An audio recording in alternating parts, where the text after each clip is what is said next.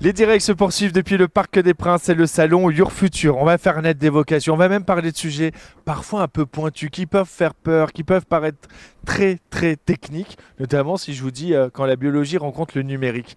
Et ben vous allez voir, c'est passionnant. Et pour en parler, j'ai le bonheur d'être avec Clémence Bernard. Bonjour. Merci d'être avec nous, directrice générale de l'EBI. Pour commencer, est-ce que vous voulez bien présenter l'EBI à celles et ceux qui nous regardent? Alors l'EBI, c'est une école d'ingénieurs, l'école de biologie industrielle qui a été créée en 92 et qui est située sur Cergy dans le Val d'Oise.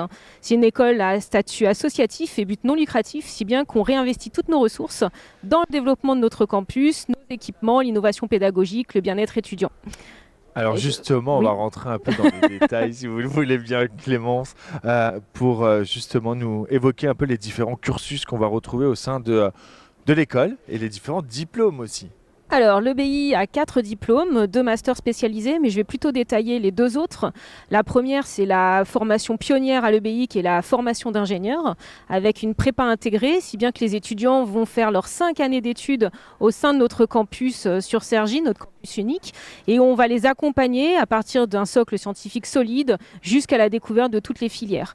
La deuxième formation est plus courte, elle dure 3 ans, c'est une formation de bachelor, d'assistant ingénieur, où on va rentrer dans des métiers plus concrets, plus terrain, on va être rapidement opérationnel puisqu'en 3 ans, on va rentrer dans l'entreprise et être capable de manager des équipes, d'être un intermédiaire entre les opérateurs et les ingénieurs.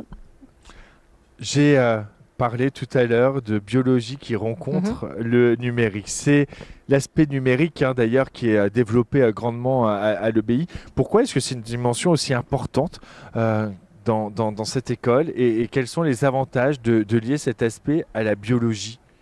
Alors le numérique en effet touche tous les secteurs d'activité. La biologie n'y échappe pas. Nous, on touche au secteur d'activité où on a l'usage du vivant qui est central. Donc, on a les biotechnologies, mais on a l'agroalimentaire, la cosmétique, le pharmaceutique, puisqu'il y a tous les domaines de la santé. Et donc, le numérique va être un vrai outil pour nous et il va être utilisé par nos étudiants où ils vont utiliser des logiciels qui vont être capables d'analyser des milliers de données venant d'expérimentations biologiques.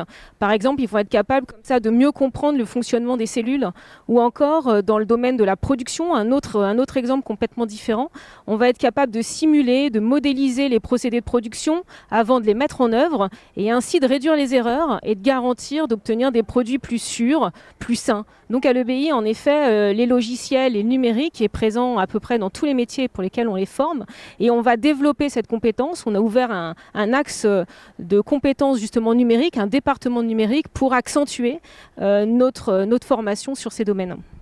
Clémence Bernard, j'ai entendu parler de bioinformatique. Oui. Qu'est-ce que c'est? Qu'est-ce que c'est que ce programme? Comment ces programmes vont être adaptés pour permettre l'utilisation d'outils comme par exemple l'IA, l'intelligence artificielle? Alors, dans bioinformatique, on entend biologie et informatique, donc on se doute bien que ça va toucher la biologie. En effet, la bioinformatique, c'est la capacité d'analyser des données et notamment, par exemple, de modéliser des molécules en 3 dimensions et d'être capable de prédire la réaction d'une cellule, par exemple, face à une molécule thérapeutique. Donc pour mettre au point des médicaments et de vérifier leur efficacité. C'est un peu comme un laboratoire virtuel. Vous allez pouvoir tester vos idées, les améliorer avant de passer dans la phase d'expérimentation. Et puis l'IA, vous parliez d'intelligence artificielle, c'est des intelligences que l'on va nourrir avec des banques de données. On va pouvoir leur donner des banques de données sur, par exemple, les matières premières, les ingrédients. L'IA va connaître toute la carte d'identité de ces matières premières, de ces ingrédients. Et si vous lui dites, voilà, je voudrais créer une crème cosmétique avec telle efficacité pour tel type de peau, et elle va pouvoir vous donner une formule adaptée. Donc on va pouvoir personnaliser finalement les produits et aller beaucoup plus rapidement et plus efficacement avec ces outils-là. Vous parliez de laboratoires virtuels.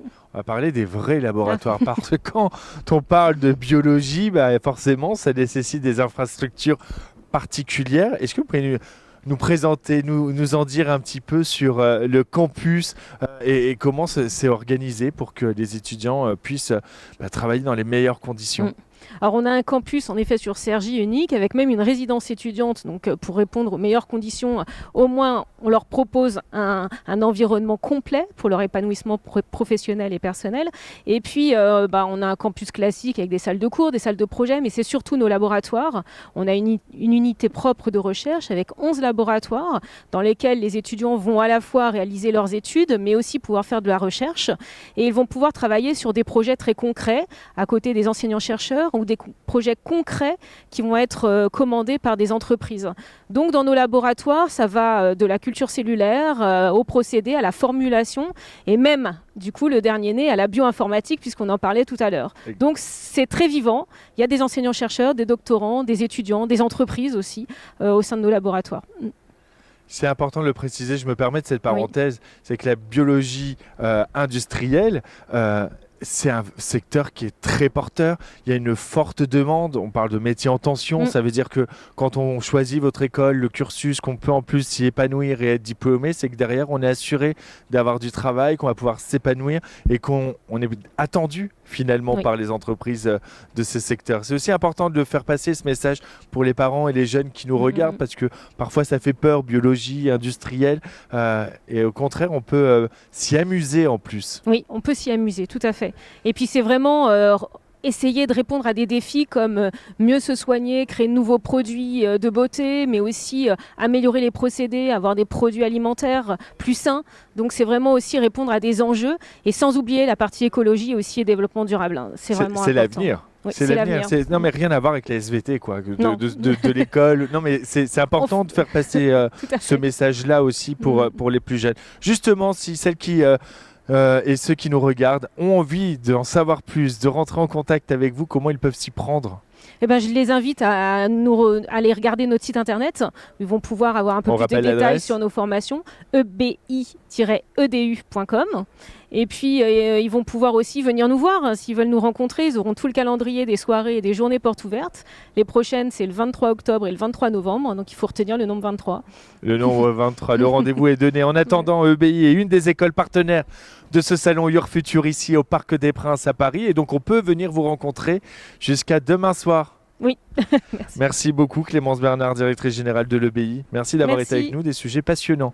On continue à en partager avec vous et peut-être même de faire naître des vocations. C'est ce qu'on vous souhaite. À tout de suite.